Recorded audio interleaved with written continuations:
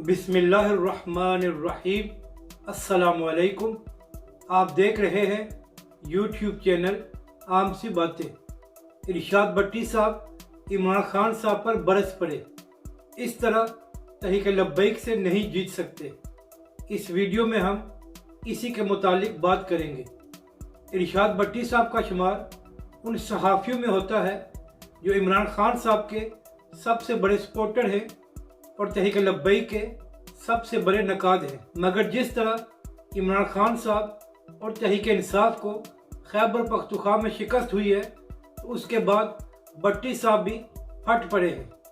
कुछ दिन पहले इरशाद भट्टी साहब एक टीवी प्रोग्राम में थे, तो उन्होंने कहा कि पाकिस्तानी अवाम ने 2018 में इमरान खान साहब को वोट इसलिए दिया था कि इमरान खान साहब ने पाकिस्तानी अवाम को बहुत से ख्वाब दिखाए थे और बहुत से वादे किए थे, मगर गुज़िश्ता 3 सालों से इमरान खान साहब ने अपने वादों पर अमल नहीं किया।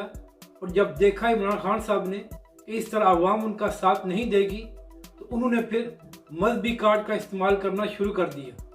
भट्टी साहब ने कहा कि तहरीक लब्बैक एक मजहबी जमात है और उनका मंशूर भी इसी लिहाज से है, इसीलिए पाकिस्तानी अवाम उनका साथ भी दे रही है।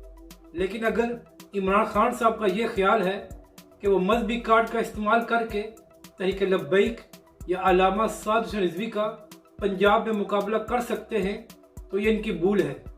यानी कि इमरान खान साहब के सबसे बड़े सपोर्टर भी ये कह रहे हैं कि पंजाब में तहरीक लब्बैक का मुकाबला करना मुश्किल हो जाएगा, क्योंकि पंजाब में इमरान खान साहब और तहरीक इंसाफ की हालत बहुत पतली है और उनकी कारकर्दगी भी ज़ीरो है। अपनी राय का ज़रूर इजहार करें कि आपको ये वीडियो कैसी लगी, और मज़ीद वीडियोज़ के लिए हमारे इस चैनल को भी सब्सक्राइब करें।